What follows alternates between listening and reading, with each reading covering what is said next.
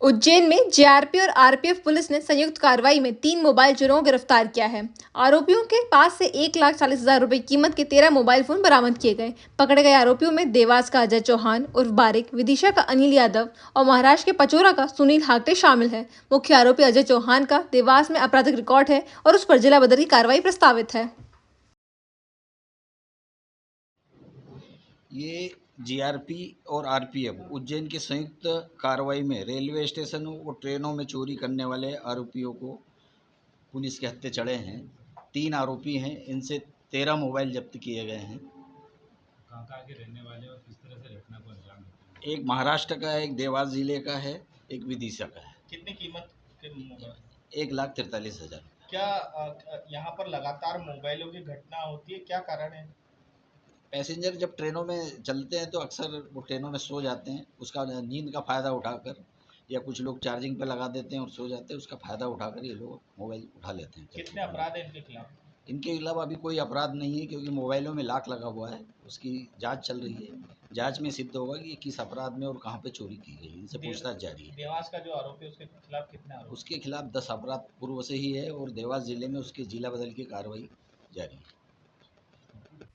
BJP प्रदेश अध्यक्ष चुनाव को लेकर पिछले 6 महीने से बना असमंजस अब दूर होने जा रहा है। अगले महीने एमपी बीजेपी के प्रदेश अध्यक्ष चुनाव होगा। 1-2 जुलाई में मध्य प्रदेश बीजेपी के प्रदेश अध्यक्ष चुनाव के लिए अधिकारी धर्मेंद्र प्रधान भोपाल आएंगे। प्रधान के भोपाल आने की तारीख अभी तय नहीं हुई है। बीजेपी प्रदेश अध्यक्ष चुनाव को लेकर पिछले 6 महीने से बना असमंजस अब दूर होने जा रहा है। अगले महीने एमपी बीजेपी के प्रदेश अध्यक्ष चुनाव होगा। 1-2 जुलाई में मध्य प्रदेश इंदौर के ट्रांसपोर्ट कारोबारी राजा रघुवंशी हत्याकांड के 2 आरोपियों आनंद और आकाश कोर्ट में अपने बयान से पलट गए। उन्होंने राजा की हत्या में शामिल होने से इनकार कर दिया। हालांकि शिलोंग पुलिस की पूछताछ में दोनों ने जुर्म कबूला था। पुलिस ने बताया कि हमारे पास न केवल आनंद और आकाश बल्कि सभी आरोपियों के खिलाफ पर्याप्त सबूत हैं जो अदालत में रखे जाएंगे। मेघालय पुलिस ने बताया कि दोनों आरोपियों ने पहले राजा की हत्या में शामिल होने की बात कबूली थी, लेकिन जब उन्हें कोर्ट में पेश किया गया दोनों ने सामने चुप खड़े हो गए। इंदौर के ट्रांसपोर्ट कारोबारी राजा रघुवंशी हत्याकांड के 2 आरोपियों आनंद और आकाश कोर्ट में अपने बयान से पलट गए। उन्होंने राजा की हत्या में शामिल होने से इनकार कर दिया। श्री महाकालेश्वर मंदिर में आज विशेष भेंट स्वरूप रजत मुकुट, चंद्रमा एवं नाग कुंडल अर्पित किए गए। ये भेंट पुजारी श्री महेश शर्मा की प्रेरणा से हैदराबाद स्थित श्री महाकालेश्वर एग्रीगेट लिमिटेड की श्री गोड्डा रेड्डी और सुश्री अनुसुईया जी द्वारा भगवान श्री महाकालेश्वर को अर्पित की गई, जिसमें 1 नग रजत मुकुट, 1 नग चंद्रमा तथा 2 नग नाग कुंडल सम्मिलित हैं। श्री महाकालेश्वर मंदिर में आज विशेष भेंट स्वरूप साल 2028 में उज्जैन में लगने वाले सिंहस्थ मेले की तैयारियां शुरू हो गई हैं। इसके लिए शिप्रा नदी पर 29 किलोमीटर लंबे घाट तैयार किए जा रहे हैं। कुंभ मेला अप्रैल माह से आयोजित होगा, जब तेज गर्मी का मौसम रहेगा। इसी को ध्यान में रखते हुए श्रद्धालुओं को गर्मी में राहत देने के लिए घाट पर 1 करोड़ रुपए की लागत में हरियाली विकसित की जाएगी। इस कार्य की जिम्मेदारी सिंचाई विभाग को सौंपी गई है। उज्जैन के विक्रम यूनिवर्सिटी हॉस्टल में हंगामा। एक कर्मचारी ने छात्र के मुंह में पिस्टल डाल दी। घटना के विरोध में छात्र यूनिवर्सिटी गेट पर धरने पर बैठ गए हैं और कर्मचारी की सस्पेंशन की मांग कर रहे हैं। में रिपोर्ट दर्ज कराने पहुंचे हैं।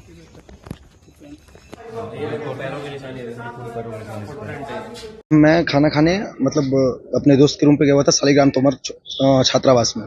4 बजे वो उनका ड्यूटी रहता भी नहीं, उदय सिंह सेंगर जी का, उन्होंने गेट बंद कर दिया था, ताला लगा चुके थे। तो हमने उनको जाके बोला कि दादा आप गेट खोल दो।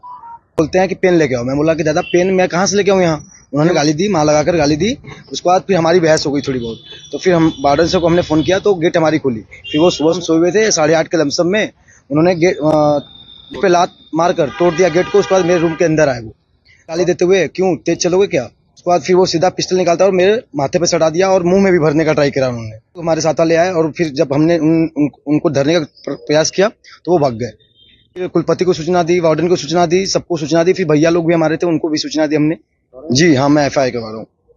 मैं घटनास्थल पर पहुंचा तो वहाँ छात्र इकट्ठे हुए थे और छात्रों ने बताया कि रात 11 बजे उनकी कुछ कहासुनी हुई थी और कहासुनी के बाद मामला शांत हो गया था। लेकिन फिर सुबह शायद जानकारी मिली कि कर्मचारी वो छात्र के रूम में गया और शब्द भी और कुछ घटना भी वहाँ बता रहे हैं। तो उनको अभी मैंने बुलाया था फोन करके कि भाई ये अपनी बात रखो, क्यों ऐसा हुआ। लेकिन कर्मचारी नहीं आया। छात्रों ने जो आवेदन दिया है उसको फॉरवर्ड कर दिया गया है। अब देखते हैं 11 बजे बैठक होगी और बैठक में ये तय किया जाएगा कि क्या निर्णय करना है।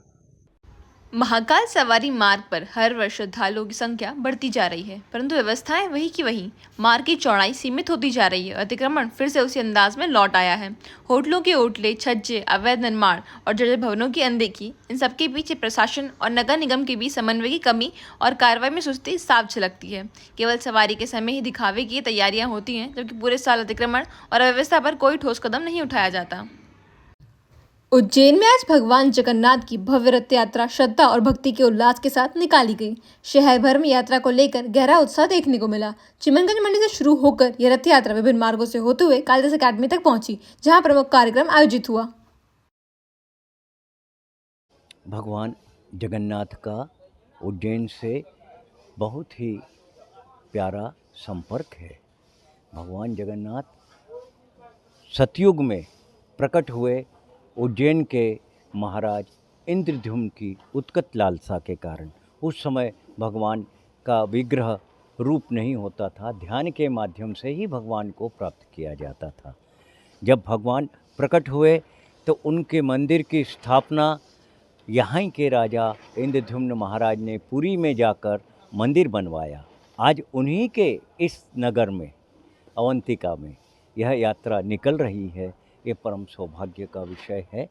और जगन्नाथ तो इतने कृपालु हैं कि वे सभी के प्रति दीन, दुखी, करुण, पीड़ित और शोषित जन के प्रति भी बहुत प्रेम प्रदर्शित करते हैं। और उनका प्रेम ही है कि देखिए, सारे समूचे संसार को अपने आलिंगन में ले लेने के लिए उनके हाथ इतने विशाल हो रहे हैं, उनकी आँखों से करुणा गिर रही है। हम सबको उनकी दृष्टि में आना चाहिए ताकि हम उस करुणा का भाजन बन सकें। क्या भव्य स्वरूप रहा है आज की यात्रा? आज की यात्रा बहुत ही भव्य है। भगवान महाकाल का जो प्रिय वाद्य है डमरू, उससे भगवान का अभिनंदन किया गया। पूरे यात्रा में वो आ रहा है और ड्रोन के माध्यम से पुष्प वर्षा हो रही है और साथ ही साथ 3 डायरोमा बड़े बड़े निकले हैं और पूरा जो समारोह है करीबन 2 किलोमीटर लंबा है। और यह यात्रा मंडी चौराहा से चामुंडा माता, ओवर ब्रिज, टावर चौक, 3 बत्ती होते हुए कालिदास अकादमी में इसका समापन हो रहा है, जहां सीएम स्वयं आ रहे हैं। और आप जो देख रहे हैं प्रदर्शनी, यह एक प्रदर्शनी है जिसमें भगवान जगन्नाथ का प्राकट्य और उनकी जो लीलाएं हैं शोषित जन से, पीड़ित जन से और समरसता का संदेश देती हुई उनकी लीलाओं की प्रदर्शनियां हैं।